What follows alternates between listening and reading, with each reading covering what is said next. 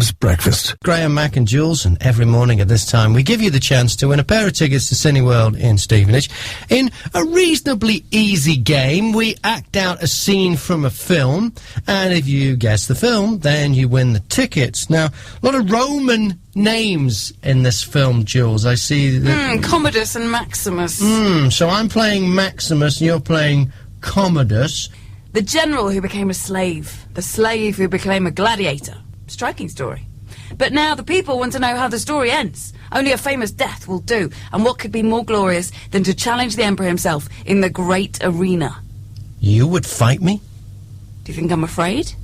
I think you've been afraid all of your life. Now, this one's interesting because the actual title of the movie was in the dialogue there. Yeah. Yeah. Bit of a clue. Yeah. Ray, what do you think the film was? Transformers. Transformers. Yep. Did you say Gladiator? No. Because I think I heard you say Gladiator. No, I said Transformers. Bob FM. I'm Graham Mack, and I think I've been the victim of anti-social media. This LinkedIn. You're told you're supposed to be on LinkedIn, and I don't know what it's all about. I've no idea what I'm doing on there. Anyone who says they understand LinkedIn is lying. That's because nobody understands LinkedIn. You just try it. When you ask out loud in a crowded office, what the hell's the point of LinkedIn, I guarantee that some smug idiot will roll their eyes and say, networking. Well, I found out this week that that's the biggest lie of all. It's got nothing to do with networking. I can't remember what pushed me over the edge and made me join this utterly useless waste of time, but I think it had something to do with people constantly inviting me to join. So I joined. This is a couple of years ago. And since then, I get requests from people all over the world that I don't know asking me to connect with them. So I click accept. And then I get presented with a page of people I might like to connect with. So I blindly click a load of those as well. I've no idea what I'm doing. If I like the look of them, I click them.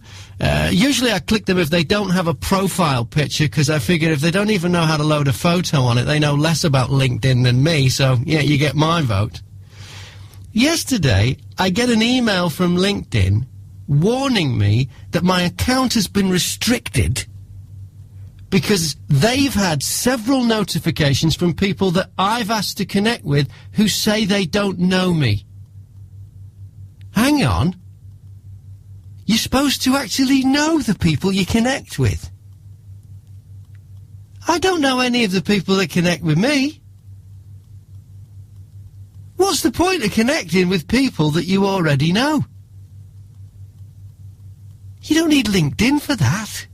You just email or phone or talk to them because you already know them. And what about these people that only want to connect with people they already know? Why did they join a social media site on the internet? If you don't want strangers contacting you, why did you post a detailed bio all about yourself on the World Wide Web for millions of people to see? It's called LinkedIn, not get out of my Facebook.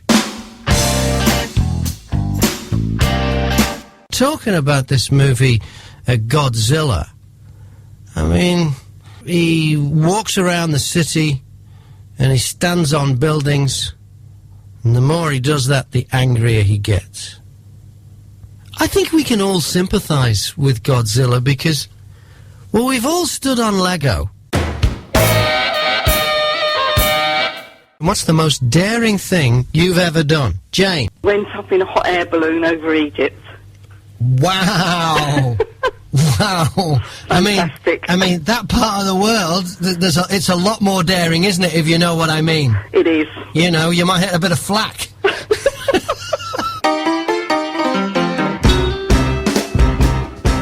Played some Calvin Harris earlier. Calvin is in the news this morning.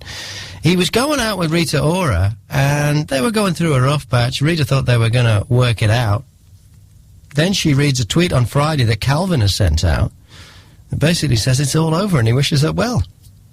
It's not a nice way to find out. When have you found out news and you're not happy really with the way you found out? You probably think, well, there's probably a better way for me to find that out. I remember once I read in a magazine I was going to get fired, and I did. I was working for a radio station in the Midlands, and I'm reading this magazine, and it said, which radio presenter in the Midlands has no future at the radio station? And there were some other details in there that I won't go into, but it started to look a lot like the station I was on and sound a lot like me. Sure enough, a week later, they told me they didn't want me around anymore. That's not the way to find out, is it? This is Bob FM. Graham Mack talking about this bloke in Tesco's who got a bottle of wine, but it had a spider in it. Dead. Poisonous, though. Dead spider in it. What extra have you got? Unexpectedly. 01438 422 106. Kelly. Years ago, I think my son was probably about 4. I got some Heinz tomato soup. So I was making soup, and I was just about to pour it into the bowls, and I discovered there was a big piece of wood. So I went back down to Morrison's and sort of went off my head saying, you know, I nearly just fed this to my child, blah, blah, blah. I wrote to Heinz, I got loads of money back and everything like that, and a nice apology letter. It was only about 3 or 4 months later that I went to go and use my wooden spoon again and realised there was a massive piece of wood missing from it. Bob's Breakfast with the Great British Sculpture Show at Hatfield House. Good morning, I'm Graham Mack. I've been doing something really uncomfortable over the last couple of days. It's torture. You see, we've got this box of cassettes, and they're all kinds of things from when I was younger, when I was in bands and stuff, and I can't face them, but Julie's decided she wants me to put them all on the computer, convert them all to MP3 before it's too late. You know, some of these go back a long time. And, okay, so I'm having to listen through to what I sounded like, and they're awful. It's a horrible experience.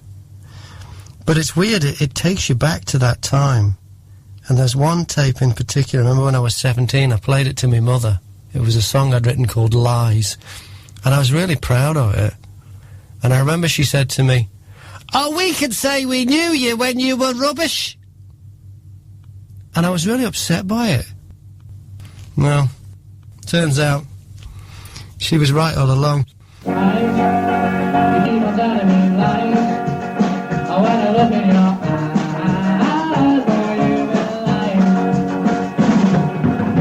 your knob to Bob. We're going live to Spain now. Listening to Bob FM on her iPhone through the Bob FM iPhone app, which is free to download, by the way. It's Denise. We're talking about signs. You've got one there in Menorca. What is it? This sign. It is a sign of a cow crossing the road, as you know you would have around a dairy farm. Mm-hmm. But on the back of the sign, there is an additional sign of a snail, which officially means just take it a bit easy. They're a bit slow, these cows. But it's going to look like beware of cows and snails, isn't it? Oh, yeah, but, you know, this is Spain. You can take it easy, you know? It's kind of sweet, though, isn't it? Because you know that the snail on there, snails mean slow, so it means that the cows are slow and you should be slow, too, to look out for them. Yeah, there's kind of a dairy farm around here, and maybe there's a lot of cows, I don't know, or there's a corner in the road. Just take your time, because we ain't rushing. Mañana. Mañana, absolutely, yes. Bob's Breakfast. Graham Mack and Chris Hubbard has your news. An interesting story to do with the maximum fines imposed by magistrates. They're set to rise dramatically under new proposals. So the top-level offence, which includes motorway speeding, could increase from £2,500 to £10,000. They make you laugh. It's just about making money. I mean, let's face it, if the maximum fine for speeding on the motorway is £2,000, and that's going to be £10,000, what difference is that really going to make? It's just a lot. If it was going to be able to afford it, whatever. Well, £2,000 is a lot of money. If it was going from like £60 to 10,000, yeah, but this is just a way to make money. This is not going to do anything to reduce. I mean, to get a ticket that's worth £2,000, you'd have to be going at one hell of a speed on the motorway. Let's face it. Yeah. Right, well, it's not. If you do that, well, then there's something wrong with you. So that's not going to change. This is all about. Governments are all about making money, usually through taxation, but now with fines as well. It's like, for instance, they talk about the environment. Oh, funny you should mention that. Oh, right, actually. so they're going to more green taxes. Let's get on to that because this could set me up nicely. Well, some cases, like environmental offences, could involve even higher fines. Oh, environmental. Okay, yeah, so they've brought in all these green taxes. Since they've brought in all these green taxes, the world is not any cleaner. We're still pooing in our own nest. Now, whether global warming is real or not, and it looks like it's real, scientists say it's real, whether it's man-made or not, it doesn't matter. We shouldn't be pooing in our own nest. We should be bringing in laws and legislation. We shouldn't be taxing. Like, there's a tax on airline tickets and all the rest of it. There's a tax on massive amounts of tax on fuel. Oh, completely. Tax on cars, on driving a car and using roads and all that. And they say, oh, this is to discourage you from doing that so that we'll help the environment. Do you know the number one polluter? Way more polluting than all of the cars in the world. Way more. Something to do with meat. Yeah, it's the raising of animals for food. That's the but you can't tax food. Which politician in his right mind would tax food? You can't tax food, so they never mention that. And that's the number one cause of greenhouse gases and everything, is the raising of animals for food. That's number one. But no, the cars are getting hammered because they're easier to tax. That's it. This is just money making. That's all this is. This increasing the fines, £10,000 of speeding on the motorway. It's not going to be any bigger deterrent than 2,000. But no one goes, oh, I'll speed because if I get a fine, it'll only be £2,000. No one does that. No, That's not how this works.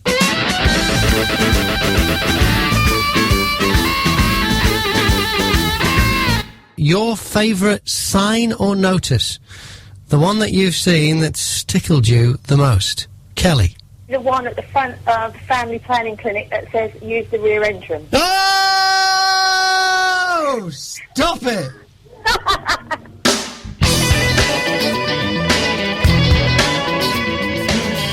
There is going to be another Star Wars movie filmed in the home counties starting next year. So this is over at Pinewood Which Studios. is really bad news for our economy.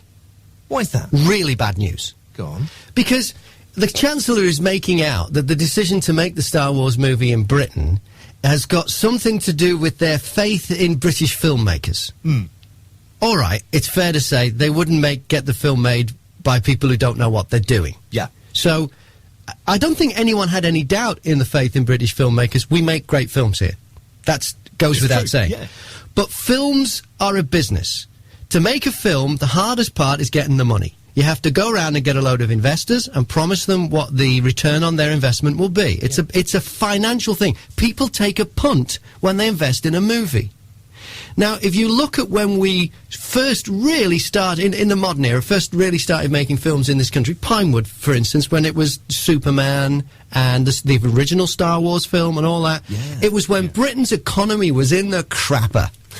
And that's great because the American dollar goes further in a crappy British economy. So instead of making them in Hollywood, it was just cheaper. Remember, making a film is a business. It means that when you get better return on your investment because your costs are lower. Yes. For a while there, when the Australian dollar was not doing so good, they made loads of films in Australia. Loads of them. In fact, I think the last Star Wars films were actually made in Australia. Right. Yeah. Now they've decided they're going to make them in Britain. Now, the pound against the dollar is actually doing pretty good. But somebody knows something. Yeah. Somebody knows. Yeah, because that's all. It's a business. What's the quote from the Chancellor? Great news for the UK. Further proof of the world-leading position of the UK film industry. Yeah, world-leading. He's saying that it's further proof of the world-leading film industry. It's actually further proof that there's no confidence in the British economy from the US. That's what it is. And what's his job? Oh, yeah, he's the Chancellor.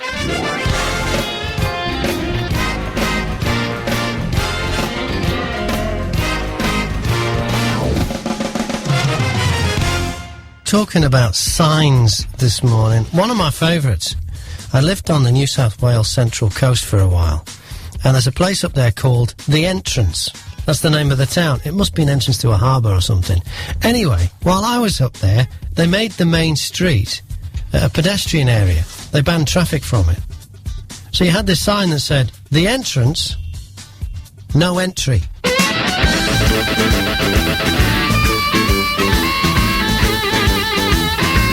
The government's been urged to speed up plans to ban branded cigarette packets. Campaigners warning time is running out for Here we go action. again. Look, how long have we known that cigarettes kill you?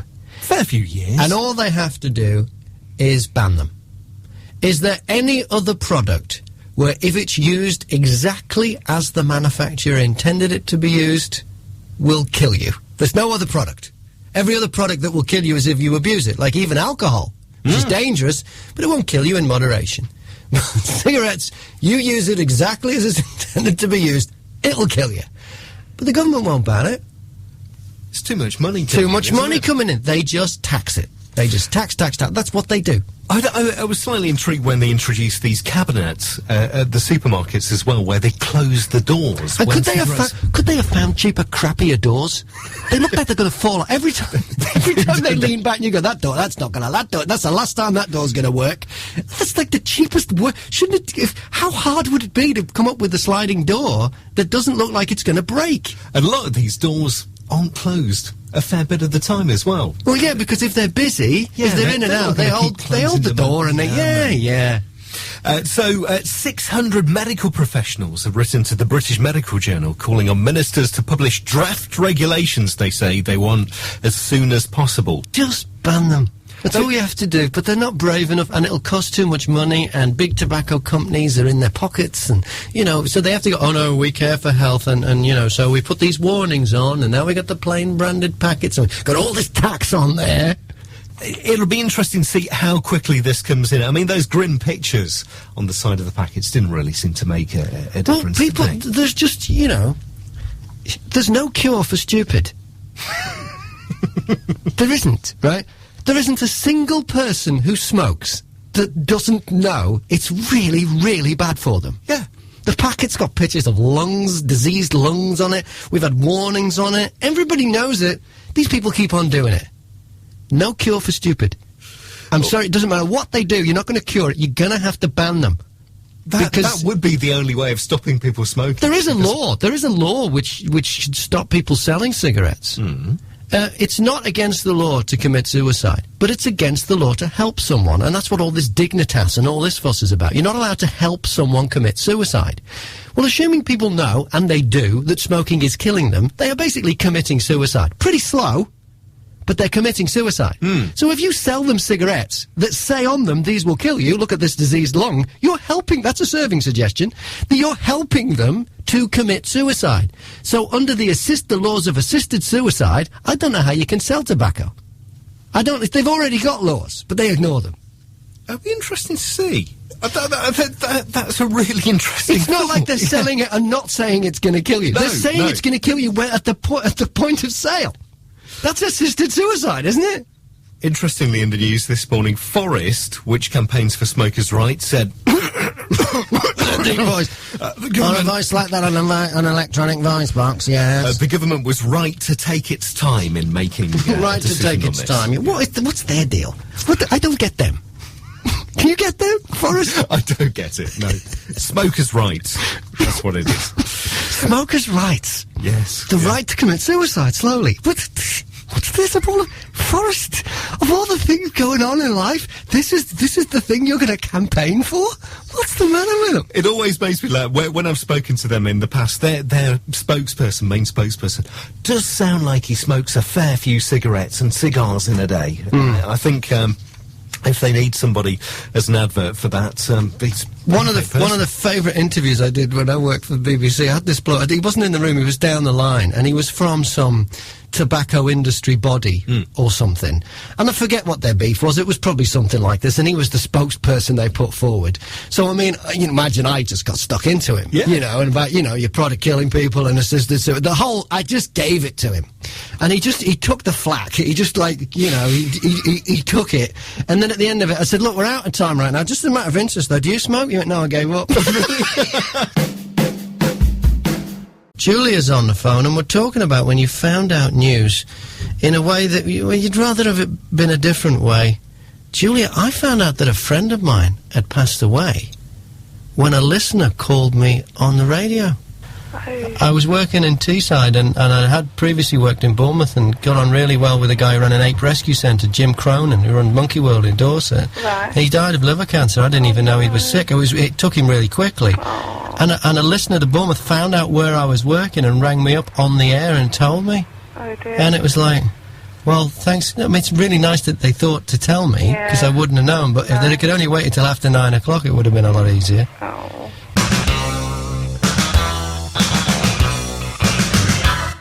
Some animals I don't understand. Maybe it's because I'm not used to wildlife. I grew up in suburbia. I think the only wild animal I ever saw as a kid growing up would have been a rat. Anyhow, Bob FM is in a beautiful part of the world. We're in the grounds of Nebworth House. It's a very rural setting. So often driving in, you'll see, you know, rabbits and all kinds of things. Sometimes deer, foxes and that. This morning, I'm driving here, and a pheasant is stood on the side of the road, looking like he's about to cross the road. So I'm driving along, and I'm thinking, he's going to step out. This pheasant's going to... I know he's going to step out. I know he's going to step out. I know he's going to step out. Just before I got to him, he steps out into the middle of the road. So I hit the brakes, the nose of the car's dipped, and I managed to stop just in time. The pheasant carries on walking across the road like nothing's going on. He gets to the middle of the road, and then he breaks into a jog, and then he takes off. I mean, he takes off. They can fly. What's the matter with them? If you can fly, why are you walking across the road? This is Bob. Chris Hubbard has your news. South African MPs have been complaining that the meals they're being served in the restaurant at Parliament are too fattening. Well, don't eat them now. Don't eat as much of them then. Well, yeah. No one's forcing it down your throat. They say the meals on offer are so unhealthy, they're causing obesity amongst parliamentary ranks. This is politicians. See, this is what's... Yeah? This is what's wrong with the world. Even they will not take responsibility for what they put in their own bodies. How do you expect them to take responsibility for the decisions they make and the things they say? They say members are apparently nice and slim when they're elected to office, but they all go out obese. But it's not their fault. Yes, it is. It's not their fault, no. But yes, it is. The food is so notorious, one MP reportedly started boycotting the meals entirely. Well, that's all you have to do. It is. It is. That's not a boycott, that's a health decision. It really, really is. They say the problem as a public representative is that there's food everywhere. That's the danger of the profession. I've heard it all. To be serious, though, for someone to say that in the continent of Africa, to be saying there's food everywhere, is pretty insensitive, isn't it? It is. When have you heard news and thought, I don't want to hear it this way? Dave? Well, I once took a girlfriend to Paris for Easter, and we were standing by Notre Dame Cathedral, and she told me it was all over. And within 6 hours we were back in Britain, and I never spoke to her again for 6 months, even though I worked with her. Oh, you had to see her every day? Yeah. Why didn't she wait till at least you got home? I don't know, maybe she was really that stupid. I don't know. I mentioned it earlier this morning. There is no cure for stupid. Yeah, no, there isn't. This is Bob. No pleasing some people. You seen the nasty text we've got this morning? Oh, the one that said, hey, blob. Yeah. No, hey, but it said, I didn't realise that bit. Oh, blob yeah, FM. I think that was one of those playground insults. Well, you're just a blob. What it was, Chris and I were talking about smoking earlier, and because the government are on about changing the rules on what the packaging is, and I said, well, smoking kills you. How stupid would you have to be to smoke? Everyone knows it kills you. Anyway, this text says, congrats, Blob FM. The goblins on the radio harping on about smoking made me want a cigar. You've lost a listener. Oh, sorry about that. Excuse me for trying to save your life.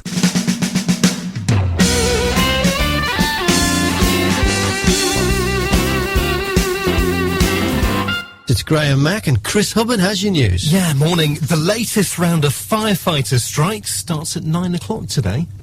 Herts County Council issued a bit of advice. Drive more carefully. All right, okay. Because I wasn't going to drive carefully, but now the council have told me to, I will. I thought that might be the case. Yeah, driving more carefully. See, this is another. All right. I mean, these are low-grade politicians. These are like the territorials, your councillors, compared to your proper. You know, kind of the home guard, if you like. Well, that's it. Yeah. The home guard councillors. But they still think that we work for them.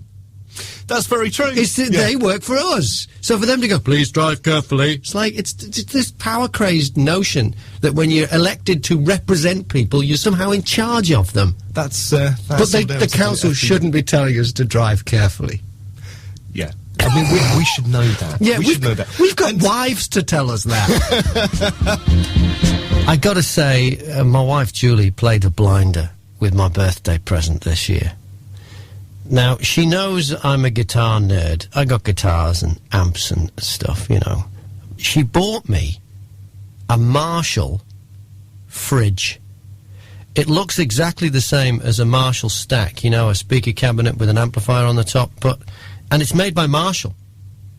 And all the volume knobs and the tone controls all work, and all go up to 11. And the inputs are actually Marshall inputs, and the speaker thing is this speaker grill cloth, but it's a fridge. The front of it opens, and it's the coolest thing. But where she's excelled herself is it really was a surprise. It was my birthday on Tuesday, and I had no idea she was getting me this thing. We've got a tiny 2-bedroom flat in Hitchin. I say 2 bedrooms. One of the bedrooms we've turned into a kind of everything room. I've got my guitars and amps in there. We've got a desk in there with the computer. Julie does her sewing in there. So she had it hidden in there. But what she did was, you know, when we moved in, we've still got some cardboard boxes from when we moved in. So there are a couple of boxes there. She had it right by the office desk with just a black cloth over it. And now and again I'd gone, you know, we really need to, this room looks like a bit of a stock room. We need to sort out what's in these boxes. What's in that one there? And she'd go, oh, it's my sewing stuff, material and that, you know. And I go, okay. And this was like for about 2 weeks. And it was by the side of the office desk. I've been on the computer and been leaning on it. The cats have been sleeping on it. I've been stroking the cats. I've been putting drinks down on it. No idea that this is my birthday present, this huge Marshall fridge. She's had it in plain view. This is because, as a woman, she knows that it's a scientifically proven fact that men can't find or see anything, even if it's right in front of us. This is Bob. Let's get the latest news now with Chris Hubbard. Great video online which is doing the rounds. 2 guys have pranked their housemate by filling his room with 2,000 balloons. This guy has been away, he's been travelling for a month, and they thought they'd have this great idea of blowing up 2,296 balloons. Just to wind him up, really. This is a clip from the video. Where are you? Seriously? Aha! A cupboard! I see something I recognise. I love the fact that these guys have devoted an immeasurable amount of time to blowing up more than 2,000 balloons, just to wind somebody up. And this is the thing with blokes. You do this sort of thing for no apparent reason. Yeah. When we were at college, we shifted this guy's stuff out into the corridor, laid it out perfectly nicely, put up all his pictures in the hallway as well.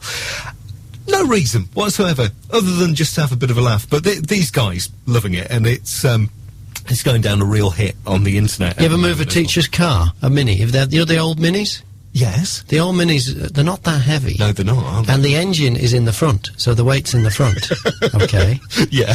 If the handbrake is on, the handbrake is connected to the back wheels. Yeah. So they're not that hard. There's about 8 of you. You can lift up the back of a Mini. Yeah. You can push it around like a wheelbarrow. And Did you do that? We used to have one teacher's car. We used to move it in the car park. No, we never... We never said, we just move it to a different part of the car park. Not only a few spaces away from the one he'd parked in. Yeah. Every day just to mess with him. So he'd come out and he'd go, I'm sure I mad. parked over there, but I'm actually parked over here.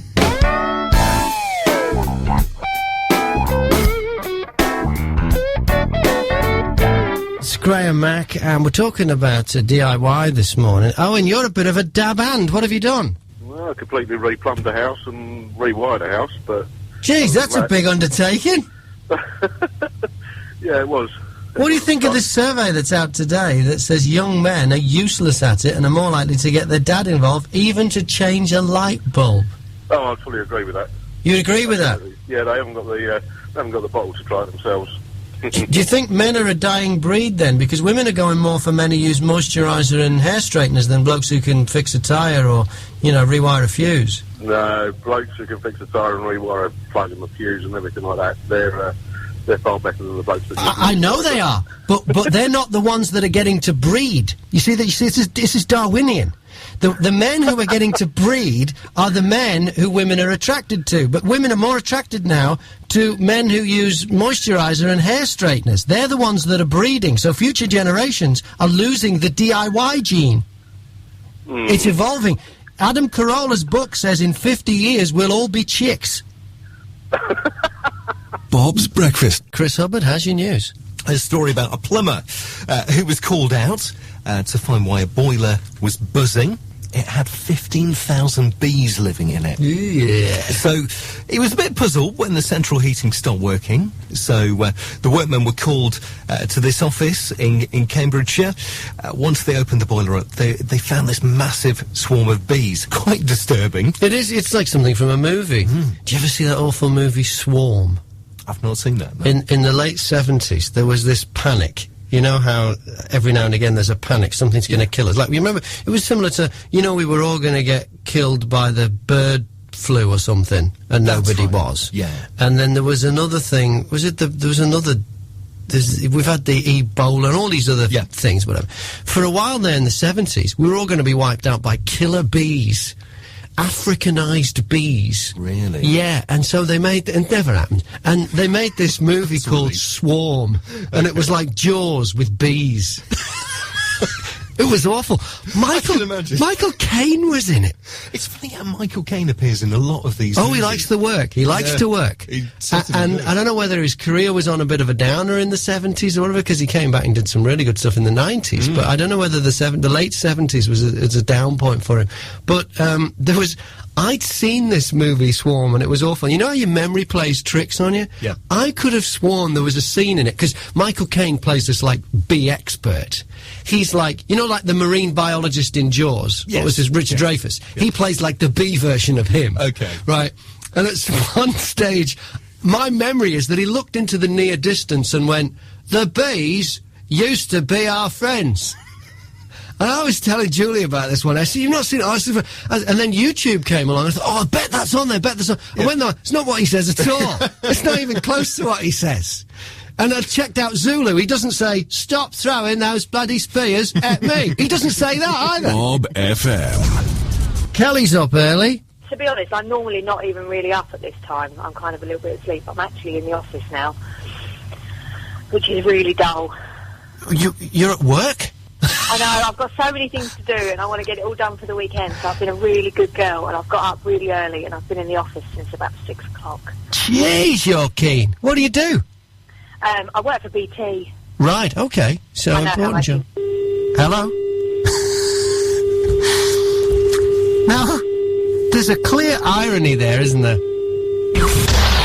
This is Bob. Chris Hubbard has the news this morning. Yeah, and lots around, obviously, about the World Cup 2014, which has kicked off. They, of course, had the official opening ceremony with 660 dancers, paying tribute to the country's nature, people and football. And it was rubbish. What? I heard about this. You didn't see it? I didn't see it. I was You missed nothing, my friend. It was rubbish. It started out with, like, a load of monsters from Doctor Who. I'm just looking at pictures of these. It was awful. Like tree people? Yeah, it was awful. And then a giant ball opened up, and Jennifer Loaded Pants had been hiding in there all night. I don't know how long she'd been in there. She comes out. Some other chick I've never heard of. And the ball bloke from Right Said Fred. What? Yeah, that's who it looked like. Right, okay. And then the sound. They must have had a microphone in the car park. The sound was so bad. It was definitely a long way off the microphone, because it was in delay. It was like watching a kung fu movie. The lips didn't match up. It was just dreadful. But if you thought the opening ceremony was bad, it had nothing on Adrian Chiles. Really? He's outdone himself. Because they trumpet Adrian Charles so much, don't they? What about? What? I don't... It's the World Cup. It's supposed to be exciting. He's too laid back. Oh, he is. And he's useless as well. Like, they're on the beach at the Copacabana beach, and they got, like, this glass backdrop. The sun starts to go down, so everyone leaves the beach. You don't go to the beach at night. No. So he turns around and he goes, there's no one on the beach. And then turns and looks at the camera again. But he's just, like, too laid back. He's spud-faced Alan Partridge on Valium. And he's fronting all of their coverage. Well, yeah, but then they cross live to the beach. Yeah. So you'll have, like, 3 old buggers. Who did they have there? They had Gordon Strachan and Glenn Hoddle and Wrighty. Wrighty actually was getting excited about it. Yes. But they're stood there like 3 pensioners that have been sent to the beach for a day out and have been given an ice cream each, because they're holding these, like, ice cream microphones. Okay. It's just awful. Honestly, it sounds peculiar. I never thought we'd ever compare Copacabana Beach to the beach at Blackpool, but it was the same. Donkeys on the beach. Bob's Breakfast. It's Graham Mack talking about the damage that pets do. It's £872 million a year. So, pet disaster stories. What's yours, Graham? A friend of ours went away on holiday, asked us to look after their tiny little hamster. Mm-hmm. And we did tell them. They did know about us having a cat. You can see where this is going. Yeah, and it's not a good place. It's not a good place. Well, this hamster was a bit of a Houdini, and managed to get out of its sort of cage plastic affair thing. And then the next time I see, our lazy cat shot across the floor like lightning. Out the door with the hamster in his mouth. Oh no! Well, we managed to catch it. Managed to rescue the hamster. Hadn't been punctured or anything like that. Then the hamster did the dying swan thing in my hand, which is just because it usually dies by fright. So we went and got another one. Right. And had it for the remainder of the time they were away on holiday. Yeah. And this one developed wet tail. What's that? It's like a diarrhea type. Oh dear. Okay. Yeah. So I took it to the vet, and I had all sorts of palaver trying to work out what dosage to give it for this thing, because he had some jollop that he sort of said he's got a measure for a cow, but we had to work out the way to the hamster. It's quite a division, yeah. Take it down, yeah, and then put it all in a syringe. Treated this thing. Yeah. It survived. Yes. And it's still alive today. And the people whose hamster the other one was have no idea that you've done the old switcheroony. We told them. Oh, you did tell them. Yeah. Did they offer to pay the vet bill? No. Oh, that's no good. So a cheap hamster then cost extra with the bloody vet bill. Turn your knob. Police warning us to stay away from a convict who's the latest to go on run from an open prison. There's been no end of these recently. Open prison. The 2 words should not be together. Kind of defies logic, doesn't it? Open prison. This is David Blood, who's serving a life sentence for robbery. Life sentence. They don't give life sentences to petty criminals. They don't. If you get a life sentence, it should not be in an open prison. Now, what I find amazing in this, he disappeared from Ford Prison in West Sussex sometime, they say, between 8:30 in the morning and 1 o'clock in the afternoon. So they don't have they don't take the register in the morning, first thing, before breakfast. Before you have your breakfast, you all have to check in. No, clearly not. It's quite amazing that he should disappear in such a big time frame. 8:30 in the morning to 1 in the afternoon. No one noticed. No. No one checked that he was still locked up. Oh, hang on a second, he wasn't locked up. It's an open prison. But this isn't the first time he's thought to have escaped from an open prison. It's thought to be the second time. So why is he still in an open prison? Well, it's a good question. It's understood he went missing from an open prison in Derbyshire in April 2012. On that occasion, he wasn't found until almost 3 months later. He was on the run for 3 months. He was on the run and for when 3 they months. decided to catch him, instead of locking him up, they put him in another open prison. That's right, yeah. The police are now saying, because of this man's record, we have to consider that he could pose a threat to the public. You think? And they want anybody who sees this guy to call 999. He rather got than life. approaching him. They don't give life to petty criminals. They give life to hardened criminals. Do you remember it was probably a month or so back now, that the government were saying that they were going to make things tougher in open prisons, and considering tightening up security, tightening up temporary release processes, and the sort of access that people have to open prisons as well. You shouldn't have open prisons. Prison should be prison. You should be locked up. You do wrong, you get a life sentence. It's not an open prison. Open is not a prison. Prisons are not open. It's not a prison. Call it something else. You can't call it a prison. It's not one. A rehabilitation facility? Well, they can call it whatever. They should call it a holiday camp or whatever it is. But it's not a prison if it's open. But some prisoners are given these rights to, I guess, wander in and out as part of community service, which... No. Can't get my head around it. Have them in a chain gang, all chained together, fixing the roads or something, or breaking up some rocks. Fine. But they shouldn't, unless they're chained up, they shouldn't go out. You would have thought these people would have been sentence. tagged. It doesn't. Oh, it's just beyond belief. It's because of your do-gooder, you know what I'm on about, your snivel libertarians. Ministry of Justice spokesperson saying this morning, open prisons and temporary licence are an important tool in rehabilitating long-term offenders. He's got life. There's nothing to rehabilitate. Life should be... He's going to be in prison for the rest of his life. There's no rehabilitation necessary. He's not going to go back into society because it's called life. So it should be life. So therefore, there's no need for any rehabilitation. And anyway, the police say he's dangerous. Yeah, he's dangerous. May pose a threat. May pose a threat. Your rehabilitation, how's that worked out for you so far? Bob's Breakfast. We're talking about pet disaster stories. What's yours, Jeff? My dog regularly eats other dogs' poos. Oh! No! And does it make him sick? Yeah, it sticks to the roof of his mouth and he sort of does that. No! This is Bob. Let's get the latest news now with Chris Hubbard. Here's a cheerful thought. If you've ever had Campylobacter, you'll know just how grim it can be. Some of the symptoms are stomach pains, cramps, fever, generally feeling unwell. Well, now the Food Standards Agency, their big advice of the day is stop washing raw chicken. That's the advice from the Food Standards Agency. Where did it get a name like Campylobacter? I don't know. I mean, it sounds like a batsman for Sri Lanka. Good morning, I'm Graham Mack, and happy birthday to Bernard Jordan. Now, he's the bloke that snuck off from the nursing home and went to the D-Day commemoration in Normandy. Yes, he pulled off a great escape. He snuck off. When have you done this? When have you snuck off? Performed a great escape? How'd you go? Did you get caught? What did you do, Julia? I did at school once. What'd you do? Well, it was during a PE lesson, cross-country. Yeah. And I hated PE.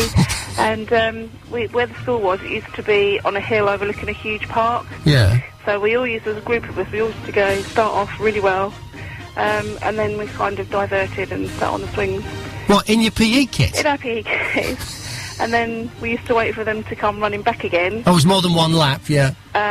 Managed to find some sort of muddy puddles, so jumped in them so it looked like we'd been running all the way around. Attached ourselves to the end of the line of the girls running and never ever got caught. Goodness me. The great escape, eh? I know.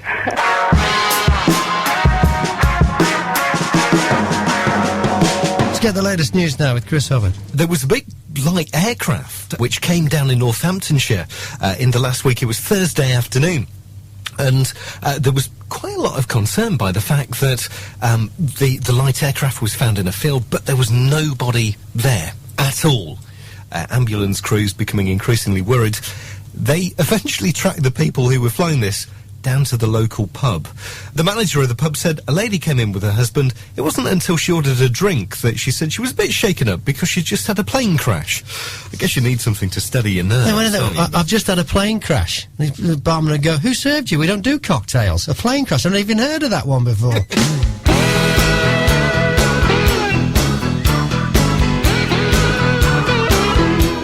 Talking about sneaking off, when you've made the great escape, did you ever get caught? What did you do? I know when I worked at a radio station in Australia, I worked 7 to midnight. And they brought in, this was 1993, they brought in one of the first computer automated systems where you could like chain a load of songs together and it'd play them back to back and you wouldn't have to touch the thing. Now at the time, we'd just bought a car. We'd gone for years without a car. We just bought a car. Julie used to work at a shopping centre, and she used to work late nights once a week. So what she'd do is she'd come home from work, and on the way home she'd swing by at about 9 o'clock to the radio station, and I was on the air. And then we'd wait till just after the 9 o'clock news, and I'd hit the button, and there were 4 songs played back to back. I would then get in the car, leave the radio station, I was the only one there, lock it up, drive her home to our flat, and then drive back to the radio station. I had to do it in 4 songs. I did that for about 6 months, never ever got caught. Graham Mack and Chris Hubbard has your news. Casey Kasem, who was the voice of the US chart radio countdown, and also Shaggy in the cartoon Scooby-Doo, has died at the age of 82. He'd been in failing health, really, passed away Sunday morning. A publicist has confirmed. This is really sad, because I think for a lot of people have grown up listening to the voice of Shaggy. Yeah, well, he was a voice actor, Casey Kasem, as well as he hosted a thing called American Top 40, which was on a few radio stations, I think, here. But I used to listen to him in New Zealand. I think he was billed as one of the first great American DJs. Well, he did this. It was a syndicated show, American Top 40, and he did some of his bits I still remember. He used to do the long distance dedication, and it was really for like Americans, usually military people who were posted overseas, and they'd do Casey Kasem's long distance dedication, and his music trivia was brilliant. He'd find out stories about acts and bands, and he'd tease it, and he'd say, "Coming up, an artist who," and you'd go, "Oh, I wonder who that is," and whatever. And it was basically a countdown show. It's a bloke counting backwards for 4 hours. The concept of it isn't that, but he used to really make it his own, and his sign-off was just brilliant. I mean, a bit cheesy by today's standards, but remember, Casey started doing the American Top 40 in 1970, and his sign-off was, "This is Casey Kasem saying, till next week, keep your feet on the ground and keep reaching for the stars." Isn't that, I mean, Springer's final thoughts. I know. Isn't it? Well, yeah, but keep your feet on the ground and keep reaching for the stars. That was his sign-off, Casey Kasem. Yeah, it's a real shame. But they were saying he cultivated this friendly personality in sort of quite a brash atmosphere of US radio. But yeah, absolute shame for people. I met an American consultant who worked with him, a bloke called Walter Sabo. And Walter said he once made the mistake of asking Casey Kasem about a jingle package. And Casey Kasem had no idea about... A jingle package is like a demo of radio station jingles that jingle companies send out. Casey Kasem had no idea about this jingle package. And then Sabo asked Casey about the kind of people that listened to Casey Kasem. I asked him about his audience, and Sabo says he heard poetry. Casey really understood the people that he was talking to, and that's what made him so great. And now we present the World Cup of Answer Phone Hesitation. This is a great game. This is based on pure frustration. You know when you call somebody up and you get their answer phone, and it's one of those automated ones, but they've put their own voice in there quickly saying who it is. And then there's that gap before the beep. I think it's because they've taken a long time to hit the hash key or whatever the next key is, or they've fumbled, or for whatever reason. Well, that gap is what gets you the points in the World Cup Answer Phone of Hesitation. The record at the moment is 4 seconds, set by Dave last week. Debbie tells me that this number is guaranteed to beat that 4-second record, so let's give it a dial up and see how we go here.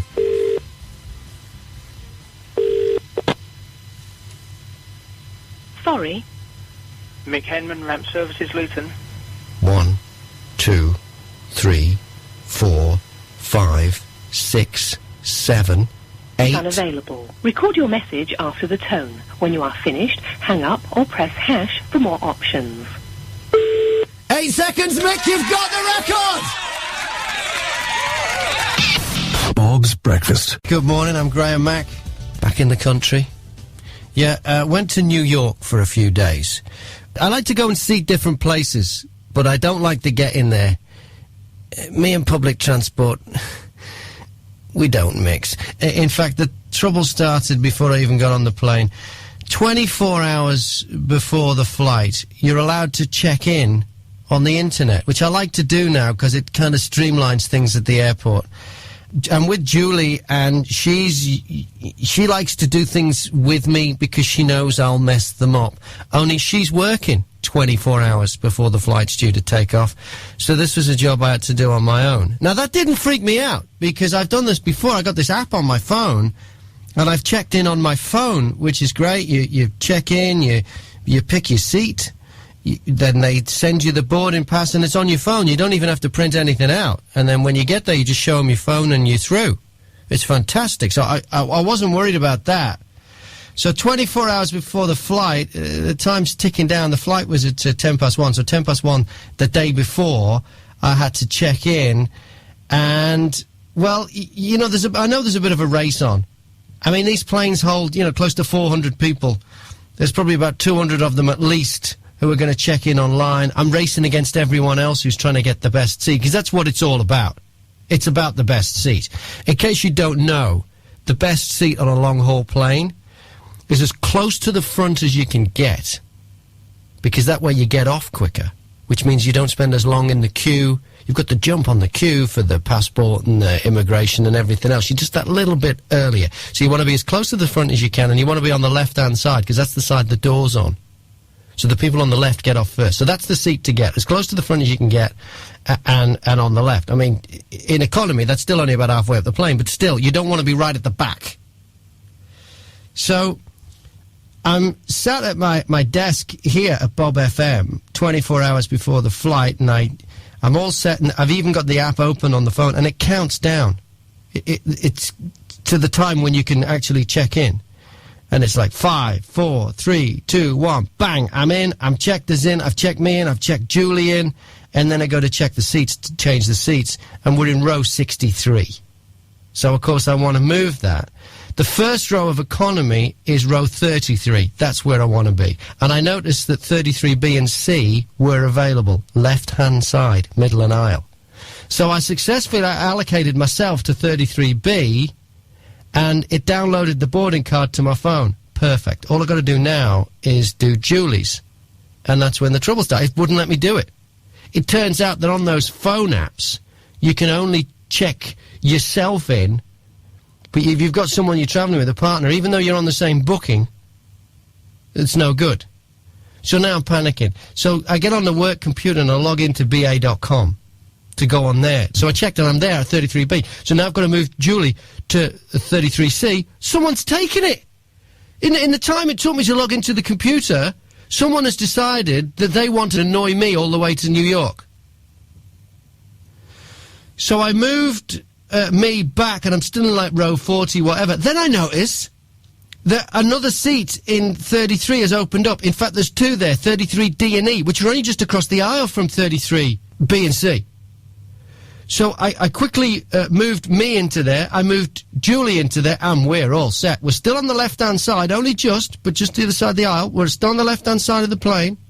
We're in the front row of economy, and we're good to go. And that's when I noticed, when I went to the boarding cards, because I still had to print them out by paper now, because the thing on the phone doesn't work, because I needed two, not the one, it's got the word COT underneath, and I'm thinking, what's that? Container? Oxygen tank? It's cot. These are the seats that have the fold-down cots in front of them. This is the part of the plane that put the screaming, pooing, spewing babies. Bob. A third of young people travelling don't take out travel insurance. Have you ever had to make a claim? You ever had a holiday story that went bad?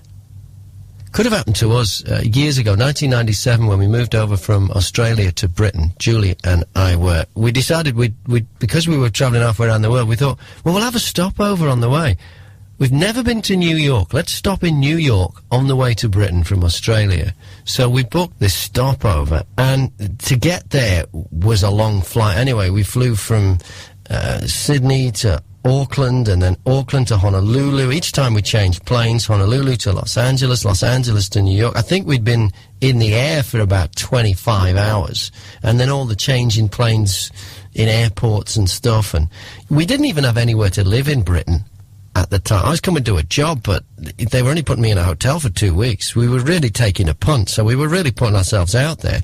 We get to JFK Airport, and we're picking up the bags, and this really big bloke walks up and he says, "Taxi." And I went, yeah, because we'd booked a hotel. So we followed him out to this big black limo, and we get in it, and we're driving off, and that's when I noticed there's no taxi meter in this car. Turns out, it wasn't a taxi at all. It was an illegal... It was a guy who goes to the airport with a big car and picks people up. Now, as it turned out, he was fine. He charges a flat fee. I think it was like $30. But, I mean, how stupid are we? Anything could have happened. We could have been ripped off. Could have been robbed. Or raped. Actually, ripped off doesn't seem so bad now. This is Bob. Graham Mack and Chris Hubbard, how's your news? Parents who don't read to their children should be fined. That's according to the head of the schools watchdog in England. Teachers need to confront bad parents, says Sir Michael Wilshaw, who's the Chief Inspector of Schools. He wants heads to be allowed to impose financial penalties if children skip school or don't do their homework. I mean, it's a fine line, this, because you don't want bad parents, you know, because the kids have only get one chance of being a kid. Yeah. You want them to do the right thing, to read to them and make them go to school and make them do their homework. But then you don't want the state having to bully them into behaving, because that doesn't make them good parents. That just makes them obedient to the great big brother state parents. That's a different thing altogether. I wonder if it'd create tension in between the head teachers and the parents anyway, because head teachers say they're constantly trying to build a relationship with parents, and now giving heads the power to dish out fines left, right and centre. I'm not sure whether that would endear them to the mums and dads, but that is something that is being put forward by the Chief Inspector of School, saying, look, if we want things to improve, this is what we need to do. We need to punish them. The parents going to have to bother doing anything. The parents aren't going to don't bother reading to your kids. If you don't read to your kids, what happens is the school come around and make sure you do it. I mean, we're already feeding the kids. I'm not even sure I agree with school dinners. Because it puts, you know, it puts into the kid's head that you are subservient to the state. I wonder if the parents should look after that. What, school dinners? Yeah, I wonder if the parents should just give them some money and say, go to the fish and chip shop down the road. Nice man at the fish and chip shop will feed you. This is how it works. It's a capitalist society, and he's running himself a business there, and you go there. Otherwise, they can make them some sandwiches. To have the state, and the same with school milk, you know, they're not orphans. No. They're not chimney sweeps. This isn't Victorian England. You know, it's the state feeding them.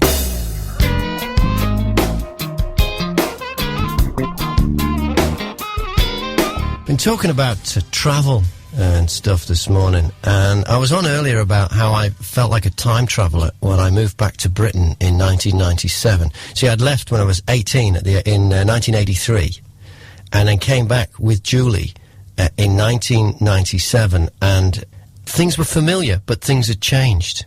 So it was like Back to the Future, like I'd gone to a parallel universe. For instance, I knew the money, pounds and pence, because I was used to using dollars in Australia. But the money had changed, like the pound note had gone. It was now a coin. And the 50p had got smaller, and so had the 10p, and all kinds of other things were weird. It looked like Britain, but the fashion... The people in the hotel where we stayed when we first moved up, the Moat House in Bournemouth, is where we spent the first 2 weeks when we came back in February 97. And the fashions of the people, it looked like some... It was totally different to Australia. It looked like some cheap science fiction show or something. I'm like, it's very strange. But eventually we got used to it, and we realised that the weekend we'd arrived,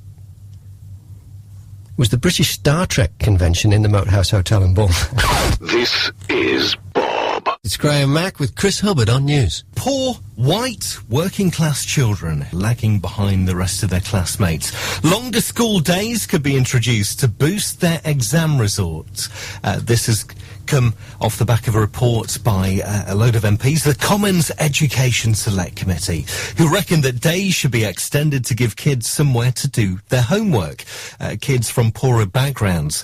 They're saying this morning that just a third of these kids got at least 5 C grades at GCSE, compared with 61.5% of poor kids from an Indian background and 76% from a Chinese background. Well, this is where the nonsense is, right? So if they're saying the reason why these kids are not performing as well is because they haven't got as much time to do their homework, everybody, it doesn't matter whether you're Chinese or Indian origin or white, 24 hours in every day is what everybody gets. Absolutely. No one gets any more or any less. Everybody gets 20. It's like when these people say to you, oh, sorry, I didn't have time. Yeah, you did. You just decided to do something else with it. You did have time. Everybody gets 24 hours in every day. You have to spend a certain amount sleeping, and you have to spend a certain amount working, and then it's up to you what you do with the other bits and pieces. But you do have the time. Nobody has less than 24 hours in a day. So this is a stupid solution to a problem that's clearly cultural, isn't it? What, we need to be getting parents to kind of create an area in the house for kids to do their homework? Is that not that? No. Basically, have I boiled this down? Are they saying that kids from Chinese and Indian families are doing better at school than kids who are not? Is that what they're saying? That's right, yeah. I've boiled that down. Yeah. In what they're calling the poor working class category. Sure. Well, that's just a question of gratitude. That's what it is. It's gratitude. The people from the families who are grateful for all this free education that will set young people up for life. The people who are grateful are making the kids make the most of that opportunity. The ones who are not grateful, who are taking it for granted, who are seeing it as an entitlement and all that, which it should be an entitlement in a free society, but they're just taking it for granted because you can't be grateful if you feel entitled. They're not making the most. That's what it is. It's a cultural thing. It's an attitude. It's got nothing to do with setting time aside for... Yeah. Well, the other kids aren't getting time set aside, you know. I mean, it's always been the case that, I don't think I'm out of turn saying this, that Chinese families do put a really strong emphasis on education. It's immigrant mentality. Immigrants work harder because they're more grateful for the opportunity. It's just a fact. You read these stories, there's a parade of shops in Southampton that no one could get going. And a load of Polish people from the Polish community or Polish immigrants went in and they're making a go of these businesses. Yeah. There were, you know, in the 70s and whatever, there were Indian and Pakistani people that set up shops, lots of shops, in places where other families had decided, we're not going to work all the hours in the shop and all that. We don't have to do that.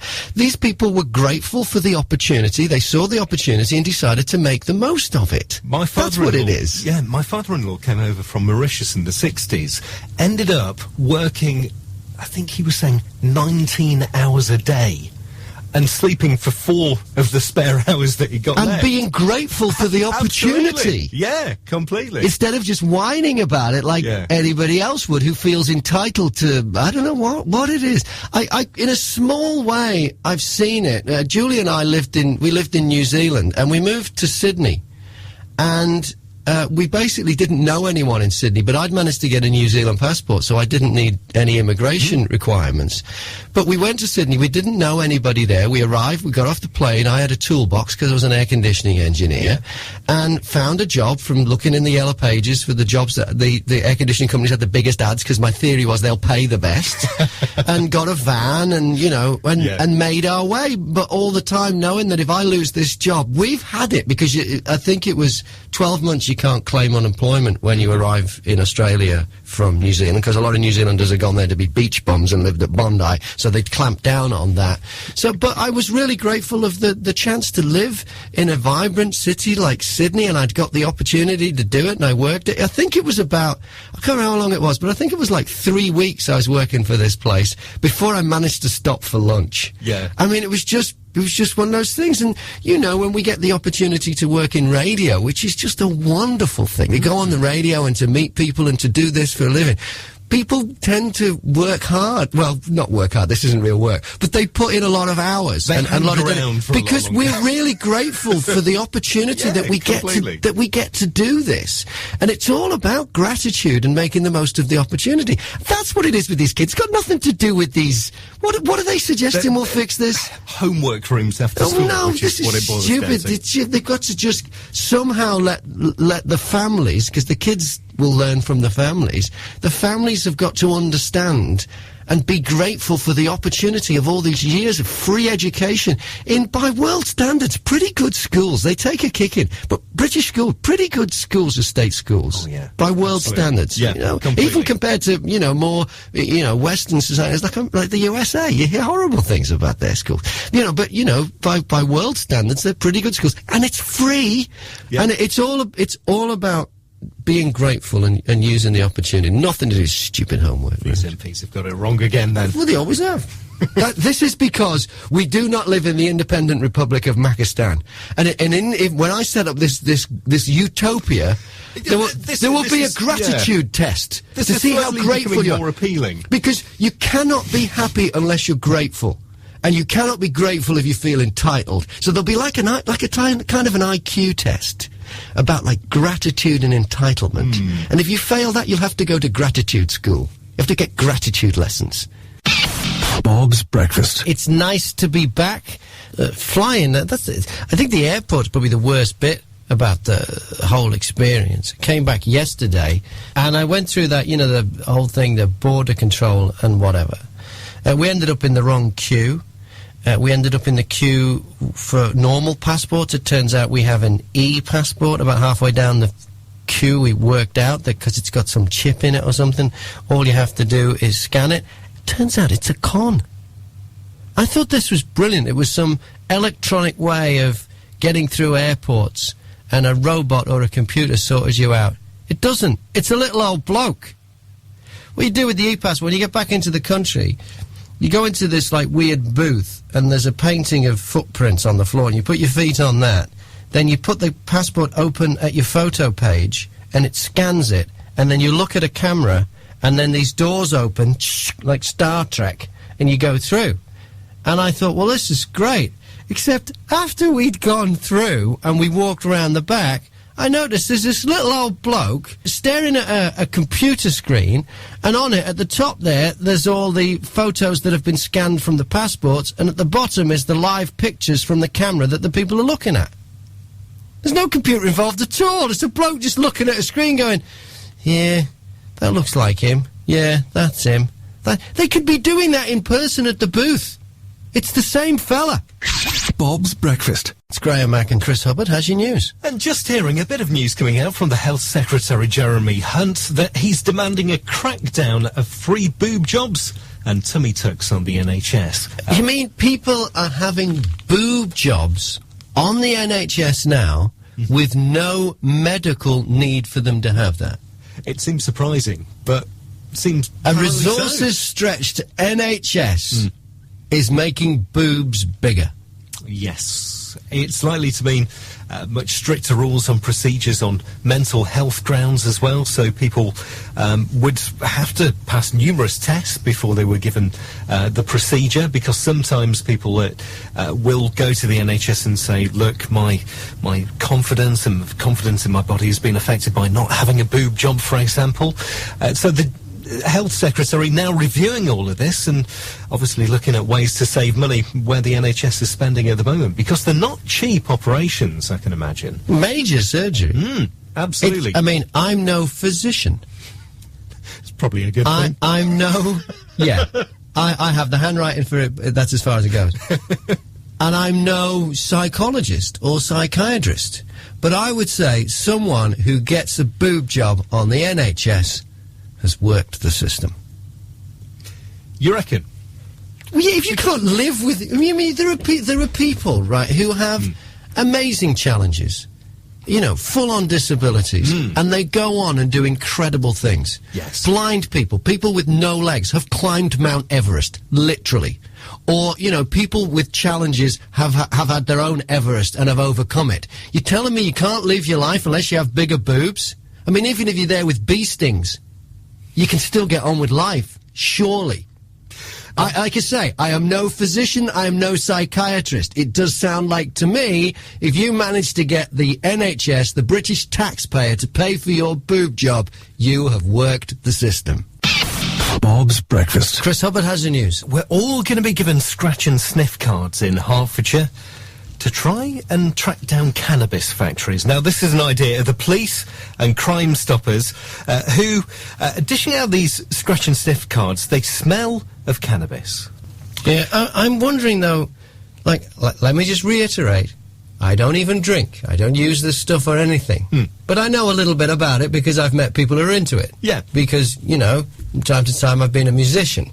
And you work in radio. Well, actually, not so much in radio. No. But in music, there are certain people who this is their recreation. Yeah. That's their thing. From what I understand about it, though, I think you might find that if they're giving out these scratch and sniff cards, they may find that a lot of the people, the first thing they do after they've scratched and sniffed this stuff is order a pizza. Good morning, it's Graham Mack. It's nice to be back. I'm back from the United States of America. Yes, the US of A. The US and Britain, often said two countries separated by a common language. And it is difficult, you know. You soon get used to calling a lift an elevator and a pushchair a stroller and a lever a lever and all the rest of it. But just making yourself understood. I think every time I ask for something in a shop, I had to ask twice. It takes them just a little while to tune in. You know, to the fact that we speak English. It's worse for Julie. My wife's from New Zealand. Now, the New Zealand accent, the Americans have all kinds of trouble with. She went to Starbucks and she ordered a coffee. You know, they ask you your name and they write it on the paper cup. She said it's Mack. She gets the cup. It says Mick. Bob's Breakfast. Talking about when you've had problems being understood. Yes, communication breakdown. It might have been when you were on holiday or just out of your comfort zone and there was a misunderstanding. I remember being in Singapore once with two of my mates, a mate from Wigan and a mate from Middlesbrough. Tony Lynch from Middlesbrough was the guy that when we got into the taxi at the hotel, he told the taxi driver where we wanted to go. Big mistake. We wanted to go to Chinatown. So he says to the driver, "Oh, Chinatown." Anyway, the taxi driver took us to the Sheraton.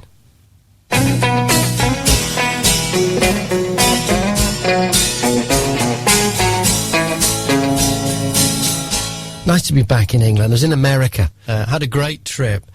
Kerry's on the phone. You followed my trip through my tweets and my twit pics. So in New York, I saw your pictures of Twin Towers, and I thought, oh my God, I need to go there. It looks amazing. It's a brand new museum that's opened, and it's in the basement of where the World Trade Center was. I mean, it is actually the basement, and some of the stuff there, it's creepy and morbid. Yeah, but I imagine it is.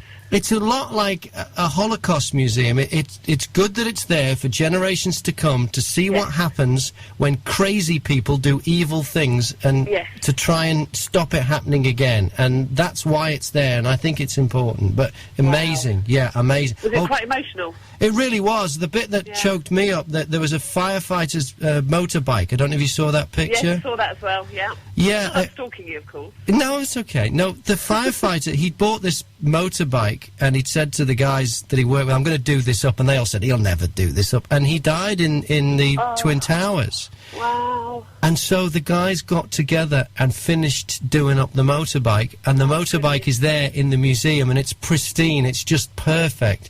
And I don't know, of all the stuff I saw, and there's like fire engines that have been wrecked and everything, of all that, the motorbike for some reason choked me up, because it's about guys who are his mates going, well, what can we do? Well, I'll tell you what, we're going to finish off the bike. Oh, how wonderful. This is Bob. Chris Hubbard has your news. Kim Jong-un could learn something from the new Costa Rican leader. Earlier this week, North Korea said the release of a Hollywood comedy about an assassination bid on their leader is an act of war from the US. Pyongyang threatened the US with what they said a resolute and merciless response unless this film called The Journalist, starring Seth Rogen and James Franco, was banned. So, clearly, Kim Jong-un, not known for having a great sense of humour. Apart from his haircut, because that's hilarious, yes. Saying that this was an act of war. Now, Costa Rica's newly elected president has gone really in completely the opposite direction, passing a decree banning his name being put on plaques at public works. He says that he doesn't like this whole idea of a presidential cult. He says that also he didn't want his portrait hung in public offices, which was until now common practice. Saying that people worshipping the image of the president is over, whereas I can imagine Kim Jong-un actually probably endorsing this rather somewhat. So over in Costa Rica, they're saying that but this isn't going to be the case anymore. He told reporters he thought having his name on plaques marking the inauguration of construction projects such as bridges and roads gave people the wrong idea, saying that the works are from the country and not from a particular official. He says he just doesn't like the idea of this is a move in the right direction. I might establish a similar rule when I set up the Independent Republic of Mackistan. Okay. What would your rule be? Well, that you're not allowed any pictures of me or my name on any buildings and stuff. Your silence speaks volumes. Yes. Maybe that's what Apart from the country actually being called Mackistan, I'd hardly be involved at all. This is Bob. Glastonbury has kicked off. What's the best gig you've ever been to? Tina? REM at Cardiff Arms Park. Why were they so good? They were just awesome. The atmosphere was awesome. They were brilliant. Just one of those great big summer days out in the sunshine, open air gig, brilliant support acts, and they were REM, and they were huge at the time. But isn't Michael Stipe a bit of a dork? Yeah, totally.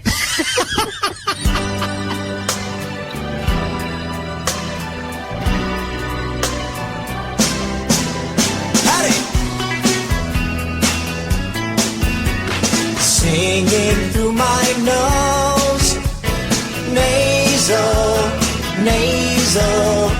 loving everyone, sappy,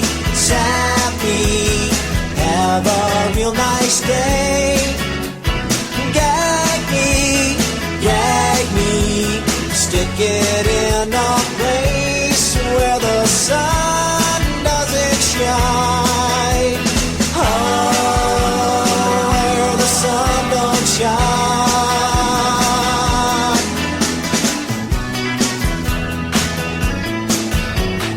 Whiny, sappy people make me sweat.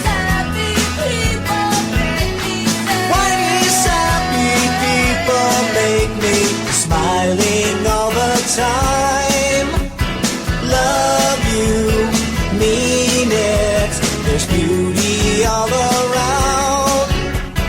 Howdy, doody, have a real nice life. Nowhere near me, stick it in a place where the sun doesn't shine. Oh, where the sun don't shine.